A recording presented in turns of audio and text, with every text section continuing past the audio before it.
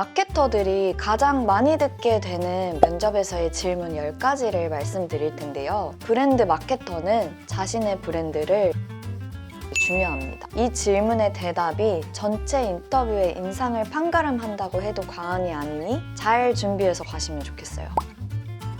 안녕하세요 여러분, 융입니다. 오늘은 마케터로 면접을 보기 전에 알면 좋은 내용에 대해서 알려드리려고 합니다. 제가 10년간 회사를 6군데를 다니다 보니까 이직의 기술이라는 책을 쓰자는 제안을 받기도 했었고, 두 번째 회사부터 계속 대표님들하고 직접 일을 했어요. 그래서 회사에서 사람을 뽑을 때 어떤 것들을 중요하게 보는지를 알게 되었고, 한 3년차 때부터는 제가 직접 면접을 보고 팀원들을 뽑기도 했습니다. 마케터들이 가장 많이 듣게 되는 면접에서의 질문 10가지를 말씀드릴 텐데요. 이 질문의 의도와 어떻게 답변하면 좋을지까지 알려드릴게요. 첫 번째 질문은 우리 회사에서 일하고 싶은 이유가 무엇인가요? 입니다. 이거는 꼭 마케팅뿐만 아니라 면접 볼 때 단골 질문이죠. 이 질문을 하는 의도는 명확합니다. 이 사람이 진짜 여기서 일을 하고 싶은 게 맞는지를 알아보기 위해서예요.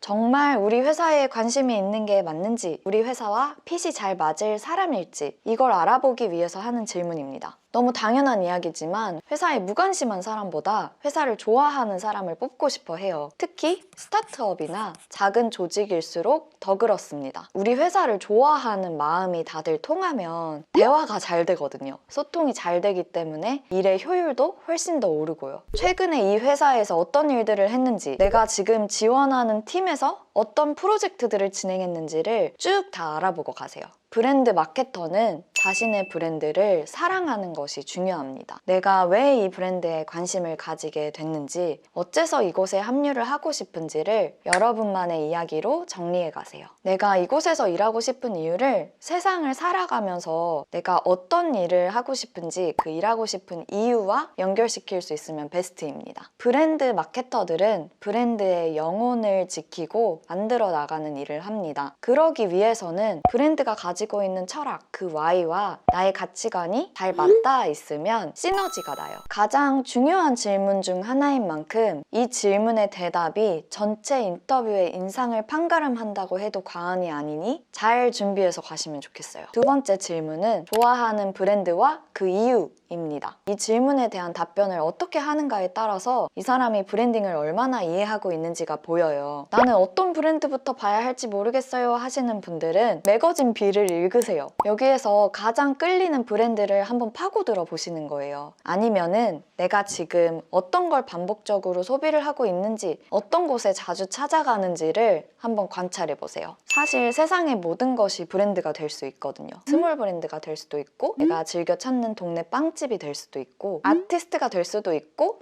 도시나 동네가 될 수도 있습니다. 서울도 브랜드고 성수동도 브랜드예요. 여기에서 마이너스인 답변은 질문에 쉽게 대답하지 못하고 되게 우물쭈물 하다가 어떤 패션 브랜드 이야기를 하는 거예요. 아니면 명품만이 브랜드라고 생각하고 있는 답변. 물론 이 명품 브랜드를 좋아하는 그 이유가 명확하면은 괜찮습니다. 하지만 그게 아니라 뭔가 되게 표면적이고 그런 포장하는 것만이 브랜드라고 이해하고 있는 것 같을 때 그 답변을 들으면 아직 이 사람은 브랜딩에 대한 이해도가 조금 적은 사람이구나, 이렇게 생각을 하게 됩니다. 여기에서 무난한 답변은 누구나 알만한 그런 유명한 브랜드들을 이야기를 하는 거예요. 되게 정답 같은 브랜드들이 있습니다. 그래도 이런 브랜드를 이야기하면 좀 안전한 편이고, 적어도 브랜딩에 대해서는 이해를 하고 있구나, 이렇게 생각을 하게 돼요. 이게 마이너스는 아니고 얼마나 진정성 있게 내 경험을 엮어서 이 브랜드를 좋아하는 이유를 설명할 수 있는가에 따라서 면접관도 마음이 움직입니다. 뭐 예를 들어서 에어비앤비나 파타고니아를 좋아하는 이유에 자신의 경험을 엮어서 좀 감동을 전달을 할 수 있으면 마이너스가 아니라 플러스가 되기도 해요. 여기서 인상적인 답변은요, 브랜드를 설명을 할 때 그 이유 자체가 면접관한테도 감동을 줄 때예요. 의외성이 있거나 되게 와닿거나 공감이 갈 때입니다. 뭐 좋아하는 브랜드를 묻는 질문에 사람을 이야기를 한다거나, 디터 람스 같은 디자이너와 그의 철학을 이야기한다거나, 누구보다 자기다운 뮤지션을 이야기한다거나, 자주 찾는 오래된 노포 아니면은 동네 카페를 이야기한다거나, 그런 철학과 가치관에 집중을 해서 브랜딩에 대한 편견이 없어 보일 때, 아, 이 사람은 브랜딩에 대해서 뭘 좀 아는 사람이다, 이렇게 생각을 하게 되고요. 앞으로 이런 논의할 때 되게 재밌겠다, 더 이야기를 나눠보고 싶다, 이런 마음이 듭니다. 세 번째 질문은요, 왜 마케팅을 하고 싶으세요? 입니다. 마케팅을 뭐라고 생각하고 있는지를 알아보기 위한 질문이에요. 내가 내 언어로 마케팅을 설명할 수 있어야 합니다. 이게 모든 일이 그렇지만 마케팅은 왜가 특히 더 중요하기 때문에 내가 이 일을 하고 싶은 이유를 내가 어떻게 살고 싶은지와 연결해서 설명을 할 수 있으면 좋아요. 답변을 할 때 내 강점도 강조하는 것을 잊지 마세요. 왜 마케팅이 하고 싶은지, 나의 필요도 이야기를 하지만 내가 이 회사에 들어간다면 기여할 수 있는 나의 강점 또한 어필을 하는 겁니다. 만약에 퍼포먼스 마케터라면 마케팅 그 컨텐츠나 메시지를 전달을 할 때 데이터로 이야기를 잘 들어줄 사람들을 찾으면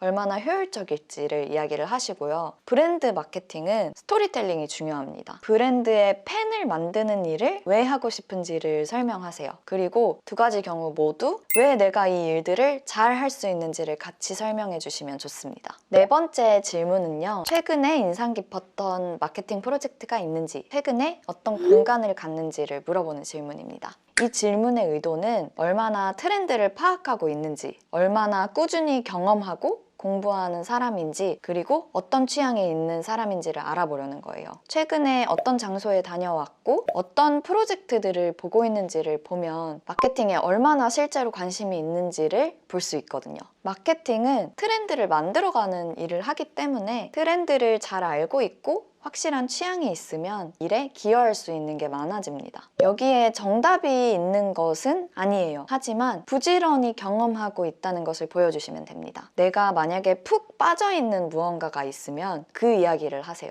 저도 이제 좋아하는 게 너무 많은 마케터이다 보니까 그 좋아하는 걸 설명할 때 반짝거리는 사람들의 눈을 굉장히 좋아해요. 꼭 브랜딩이나 마케팅하고는 관련이 없어 보이는 일도 브랜딩 마케팅 관점으로 설명을 한번 해보세요. 예를 들어서 뭐 요리나 서핑을 좋아한다고 하면 그 요리를 체험한 공간도, 내가 서핑을 하기까지 그 과정을 다 들여다보면 마케팅이 있었을 거예요. 그렇게 개인적인 경험을 이야기하시면 효과적입니다. 만약에 여기서 스토리텔링을 잘 할 수 있으면 이미 마케터로서의 능력도 보여주는 것이죠. 다섯 번째 질문은 최근에 영감을 받은 경험은? 입니다. 4번과 연결되는 의도예요. 4번 질문에서 듣지 못한 또 다른 내용이 듣고 싶다 하는 경우에 좀 이어서 하는 질문인데요. 여기에서는 앞선 질문에 했던 대답하고는 조금 다른 모습을 또 보여주시면 좋습니다. 4번 질문에서 트렌드에 대한 이야기를 했으면 저는 굉장히 오래된 것들도 좋아한다, 이런 거를 말씀을 해주시는 거예요. 어떻게 전달하느냐에 따라서 마케터로서의 역량을 보여주기도 합니다. 마케팅은 결국 소통이거든요. 내가 전하고 싶은 메시지를 누군가에게 잘 전달하는 일이기 때문에 내가 감동받은 일을 얼마나 잘 전달하는지가 마케터로서의 역량을 보여주기도 합니다. 여섯 번째 질문은 아무도 안 시켰는데 혼자서 뭔가를 만들어 본 경험이 있나요? 스타트업이나 이제 작은 조직일수록 주체적으로 일하는 사람들을 필요로 해요. 0에서 1을 뭔가 만드는 경험을 했다거나 A부터 Z까지 전부 주도적으로 진행해 본 일이 있으면 되게 좋아요. 실제로 이런 경험이 있는 친구들은 신입이어도 뽑았을 때 일을 너무너무 잘하더라고요. 꾸준히 만들고 있는 컨텐츠가 있다면 여기에서 보여주시면 좋습니다. 그리고 7번째, 글쓰기를 좋아하나요? 기록하기를 좋아하나요? 혹시 운영하고 있는 채널이 있나요? 글쓰기를 좋아하면 마케팅에 필요한 능력이 발달을 해요. 내가 다시 나를 돌아보면서 회고하는 일, 여러 가지 것들을 조합하고 정리하는 일, 이런 일들을 잘 하는 사람인지를 알아보려는 의도입니다. 그리고 실제로 글쓰기가 마케팅 일에 있어서 너무 많이 필요하기도 하고요. 꾸준히 기록해온 소셜 채널들에서 한 기록도 좋고 영상도 좋고 사진들도 모두 다 좋아요. 증거가 있으면 완전 플러스입니다. 면접 때 사진이랑 이런 것도 같이 보여주면서 설명을 할 수 있으면 아주 좋은 인상을 남길 수 있습니다. 8번째 질문은요, 참여하고 있는 커뮤니티가 있는지 모임을 주도해 본 적이 있는지를 물어보는 질문입니다. 주체적으로 일하는 사람인지를 알아보려는 의도예요. 그리고 협업할 수 있는지도 알아보려는 겁니다. 모임에 참여를 해봤다는 건 생각만 하지 않고 움직이는 사람이라는 거예요. 사람들을 좋아하는지 연결하는 걸 좋아하는지를 알아보려는 것도 있습니다. 모임을 주도한다는 것도 기획을 하고 여러 사람과의 일을 조율해야 하기 때문에 마케팅 업무와 닮아 있는 점도 있습니다. 만약에 외부에서 한 활동이 있다면 그 모임에 참여했던 마음가짐이나 이유를 설명을 해주시고요. 굳이 커뮤니티를 억지로 만드실 필요는 없습니다. 온라인도 괜찮고 오프라인 이벤트를 참여해본 경험도 괜찮으니 너무 인위적으로 하지 말고 자연스럽게 자신이 사람들과 함께 무언가를 한 경험을 이야기해주세요. 9번째 질문은 앞으로 어떻게 살고 싶은가요? 어떤 꿈을 가지고 있나요? 이런 질문들이에요. 궁극적으로 어떤 가치관을 가지고 있는지를 파악해 보려는 건데요. 이 회사가 가지고 있는 가치관과 지향점이 맞는 사람인지를 알아보려는 겁니다.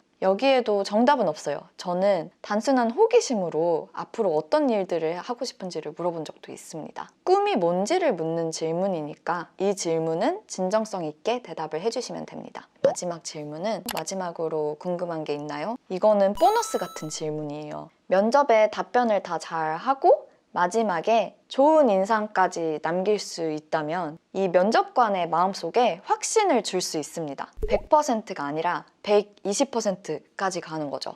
여기서 주의해야 될 점은 휴가가 어떻게 되나요? 이런 질문들은 면접까지 전부 다 잘 해놓고 결국 회사 복지 때문에 들어오려고 한 건가? 이런 생각이 들게 하는 질문입니다. 보너스 질문이니까 최대한 좋은 인상을 남겨야지 그 마이너스를 만드는 상황은 만들지 맙시다. 궁금한 것들이 있었는데 면접에서 이야기를 나누면서 많이 해소가 되었습니다. 감사합니다. 이렇게 이야기하는 게 훨씬 나아요. 마지막으로 하기 좋은 질문들은 어떤 거냐면 이 회사의 가치관, 궁극적인 그 꿈, 왜 이런 활동에 힘을 쓰고 있는지, 무엇이 가장 힘들고 좋았는지, 아니면 앞으로 회사가 이루고자 하는 일들이 무엇인지, 얼마나 이 회사에 실제로 애정을 가지고 있는지를 질문을 통해서 보여줄 수 있어요. 그래서 지금까지 10가지 질문을 말씀을 드렸는데요. 면접을 준비할 때 굉장히 좋은 꿀팁들을 드리겠습니다. 첫 번째는 면접 장소에 미리 가보는 거예요. 이게 익숙해지기 위한 방법이에요.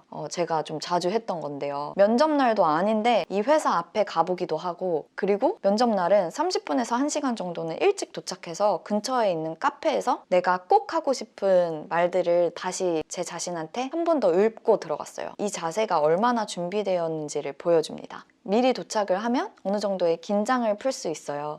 처음 보는 건물, 처음 가보는 길은 사람을 긴장시키잖아요. 근데 미리 좀 익숙해질 수 있도록 준비를 하는 거죠. 두 번째는 내 포트폴리오와 이력서를 준비해서 가는 겁니다. 면접관도 사람이에요. 그들한테는 면접도 일입니다. 이 일을 쉽게 만들어주세요. 포트폴리오랑 이력서를 준비해 가는 것도 그 일을 쉽게 만들어주는 건데요. 이력서가 어딨더라 면접관이 이러면 내 포트폴리오에서 꺼내서 주는 거예요. 그러면 그것만으로도 오 하고 되게 좋은 인상을 남길 수 있거든요. 세 번째 팁은 이거 진짜 정말 꿀팁인데요. 면접이 끝난 뒤에 꼭 감사 메일을 보내세요. 저는 이걸 안 하는 사람들이 대다수라는 사실을 알고 되게 놀랐었거든요. 어떤 곳이든 면접을 끝난 뒤에 감사 메일을 보냈습니다. 어떤 점이 인상적이고 좋았는지, 내가 왜 여기서 일하고 싶은지를 한 번 더 이야기를 하기도 하고요. 진심을 담아서 그 합격 여부와 상관없이 나에게 시간을 내준 점에 대한 감사의 메일을 보내는 거예요. 미래에 대한 투자이기도 합니다. 마지막으로 되게 좋은 인상을 남길 수도 있고요. 혹여나 불합격하더라도 내가 왜 아쉽게 함께 할 수 없게 되었는지에 대한 개인적인 답변을 들을 수도 있습니다. 그렇게 보낸 메일이 되게 좋은 인상을 남겨서 언제 어떻게 연결될지 모릅니다. 면접 불합격이 절대 끝이 아닙니다. 그리고 여러분들이 이제 마지막으로 꼭 기억했으면 하는 건데요. 회사도 나를 선택하는 거지만 나도 회사를 선택하는 겁니다. 생각했던 것과 다르게 면접에서 되게 불쾌한 질문이 나왔다거나, 나는 열심히 준비해서 갔는데 오히려 이 면접을 보는 사람들이 되게 준비가 안 되어 있었다거나, 만약 그렇게 느꼈다면 애초에 안 들어가는 게 나은 곳이었을 수도 있습니다. 면접은 얼마나 이 회사와 내가 핏이 잘 맞을지를 보는 자리이지 너는 이래서 좋고 이래서 안 좋다 이거를 판단하는 자리가 아니에요. 면접을 잘 못 봤다고 해서 내가 이 회사에 못 들어가게 됐다고 해서 너무 자책하지 마세요. 이게 연애랑 똑같은 거예요. 뭐 누구를 못 만나게 되고 짝사랑으로 끝난다고 해서 그게 나한테 잘못이 있는 게 아니잖아요. 그냥 안 맞는 겁니다. 타이밍이 아니었을 수도 있고요. 그리고 들어간 이후에도 마찬가지예요. 회사도 나를 선택하는 거지만 나도 회사를 선택하는 겁니다. 예전에 제가 광고 에이전시에서 면접을 볼 때 단체로 본 적이 있었는데요. 어떤 친구가 자기는 이 회사가 아니면 죽을 것 같다고 했어요. 저는 그 정도는 아니었거든요. 전 제 목숨이 훨씬 더 중요하거든요. 여러분들 회사에 목숨 걸지 마세요. 여러분이 이 회사보다 훨씬 더 중요합니다. 그 회사가 세상의 전부가 절대 아니에요. 좋은 사람 옆에 좋은 사람이 있으니까 좋은 사람들이 모여있는 것 같은 곳으로 가세요. 전날 일찍 자고 최상의 컨디션으로 가세요. 의식을 또렷하고 맑게 두고 있되 가장 중요한 건 열심히 준비한 나를 믿는 겁니다. 여러분들을 응원하면서 오늘 영상은 여기까지 하겠습니다. 다음 영상으로 찾아올게요. 안녕.